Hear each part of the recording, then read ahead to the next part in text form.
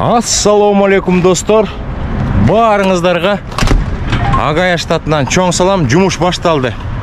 Мага бүгүн Данияр деген жакшынакай диспетчерим Кыргызстанга кетип калыптыр. 2 айга. Даниярга чоң салам. Кыргызстанда жакшы эс алып келсин. Даниярдын ордуна Алтынбек деген койгон жигитибиз мага диспетчер болуп атат. Эртең менен чалып байке жумуш баштайлыбы дейт. Баштайлы десем сразу жүк берди. Пенсильвания штатына кетебиз. Пенсильвания штатына жеткизип, эртең башка жүк алып алып, Колорадо деген штаттын Денвер деген мен жакшы көргөн шаарына кетебиз достор. Мына мен жүк алганы келдим. Мына кызыл машканын эшигин ачып койдум. Бүт баарын даярдап койдум. Азыр мондай арты менен барам дагы 11-чи эшикке коем. Атайын даярдап коюшту. Азыр мен офиске кирип достор. Мына могул жерде экен. Пикап номерди сурап атышат. 100 же 803төн башталган пикап номер дейт. Диспетчермен чалсам 1 мүнөткө жеткирип коюшту. Мен бүгүнкү видеодо 2 жүктү подряд алдым. Ошо 2 жүк боюнча силерге маалымат берем. Дагы жакшы 2-3 жакшы маалыматым бар. Мекендештер берген суроо, ошолорго жооп бар достор. Анда кирип чыгалы, андан кийин улантабыз.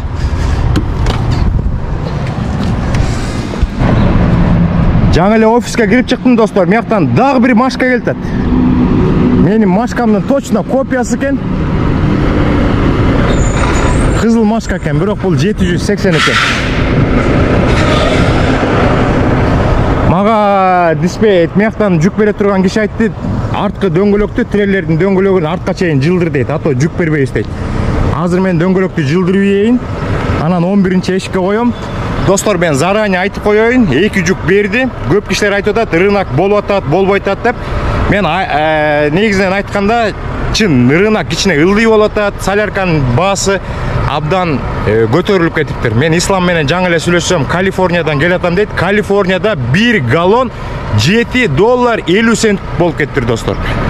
Мен деген азыр Пенсильванияга билбейм канча майыл айдайм. Анан Колорадога да канча майыл айдайм билбейм, бирок бааларын билем. Мен азыр Пенсильванияга кете турган жүк эртең тышташым керек апарып. Бул $1,600 берди.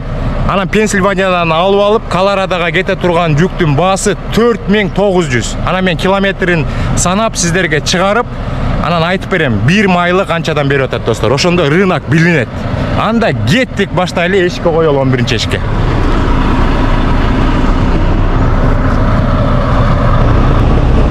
Достор, анда 11-чи эшикке апарып коелу. Мына бул жакты карап туруш керек. Тийип албайлы сеткага. Мына күзгүдөн көрүп атабыз. Азыр түз айдап барып туруп, эшикке жеткенде анан оңго буруп сындырабыз да коюп салабыз достор.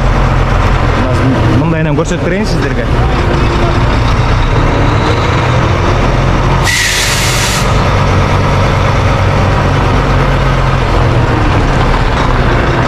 Мына могул жерден резко сындырышыбыз керек достор. Мына көрдүңүздөрбү? Сындырып кетип эшикке апарабыз, азыр дагы коюп салабыз.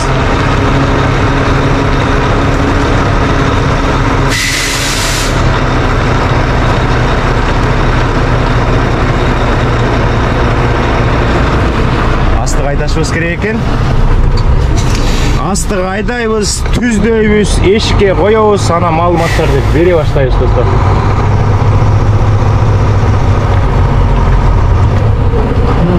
Түзгүдөн карап атабыз. Почти түз келдик. Эми ушу менен апарып, 1 папка менен коюп салабыз достор.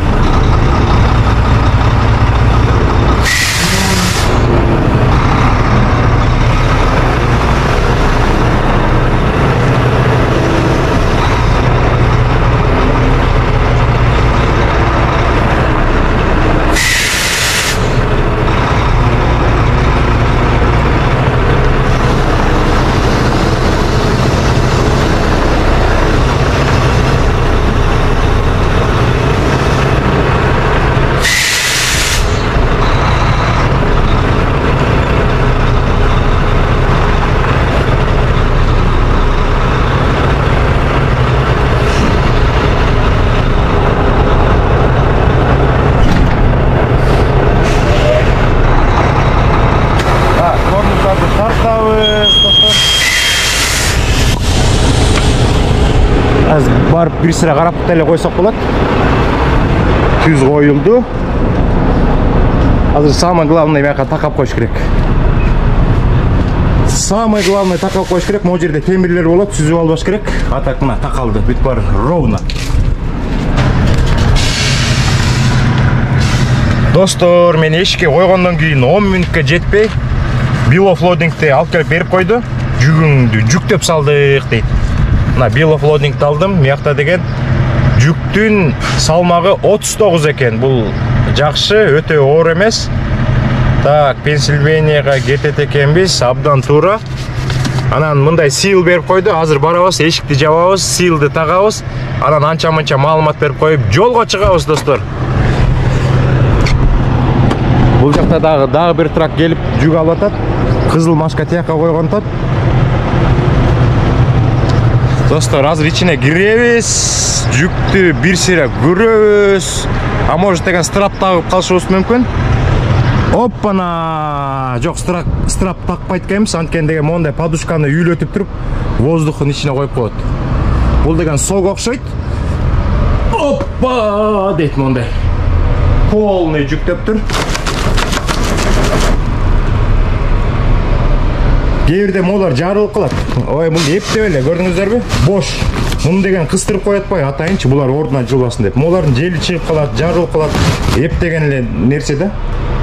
Атак жакшы, моягын билип алышыбыз керек, каяктан бүттү. Ушуга жараша дөңгөлөктү жылдырып кете беребиз, достор.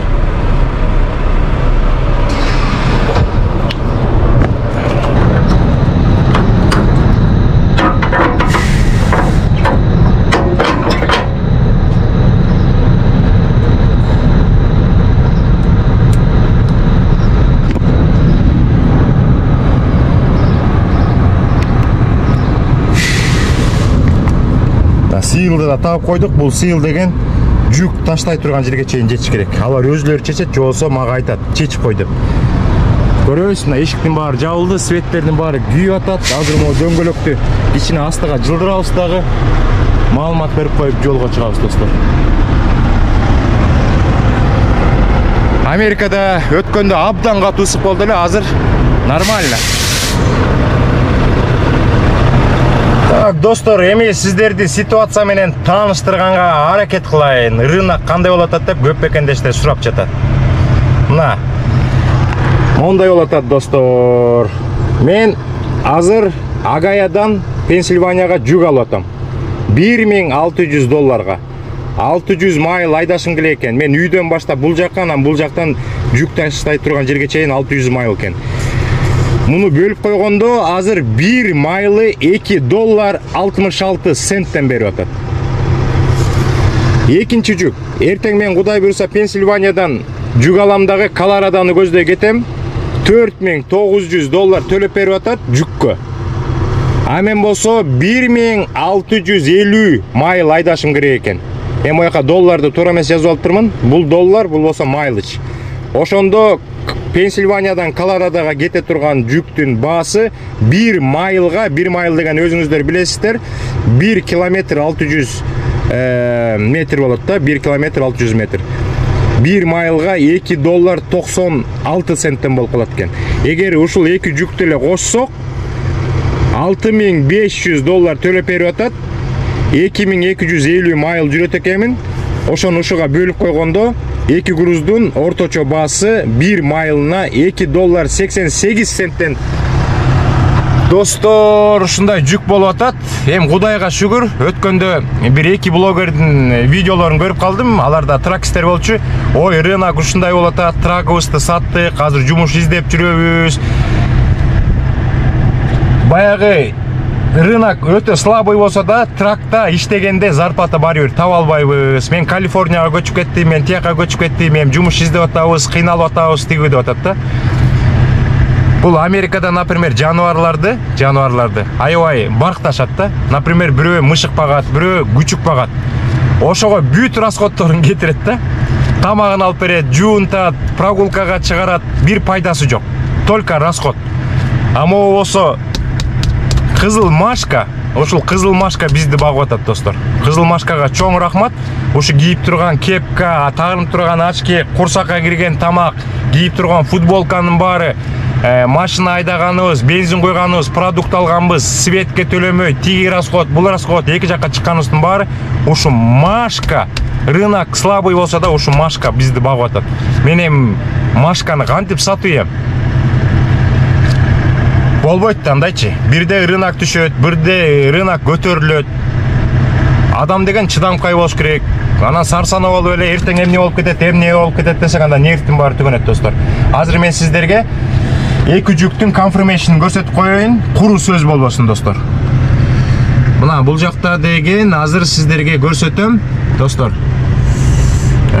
Бул жакта деген бүгүнкү жүктү деген жакындатып көрсөтөйүн сиздерге. Мына көрдүңүздөрбү? Агаядан алып атам. Жүктү Пенсильванияга апарып атам. Жакшы көрүнбөй калышы мүмкүн. Азыр эң негизгиси мына жүктүн баасын сиздерге көрсөтөм. Чоң кылып көрсөтөйүн. Мына $1,600. Азыр мен экинчи жүктүн баасын көрсөтөм сиздерге. Моякта Алтынбек деген иним мына эртеңки жүк деп салып ийди да. Бул эртеңки жүктү карасак деген мына достор Пенсильваниядан алып атам.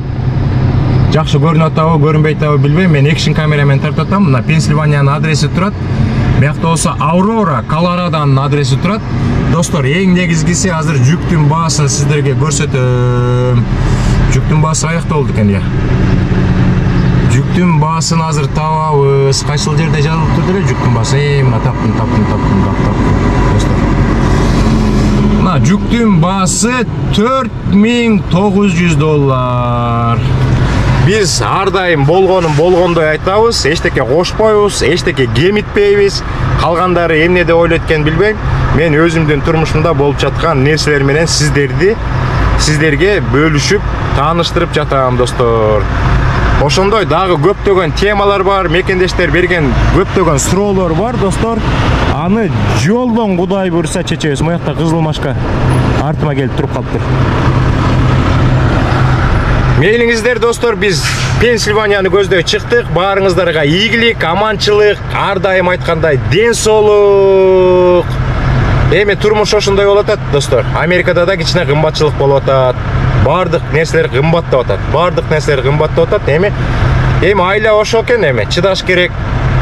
Башка адамдар көргөн нерсени биз да көрүшүбүз керек достор. Баары жакшы, Машканын ден соолугу жакшы, акчардагы жакшы дегендей.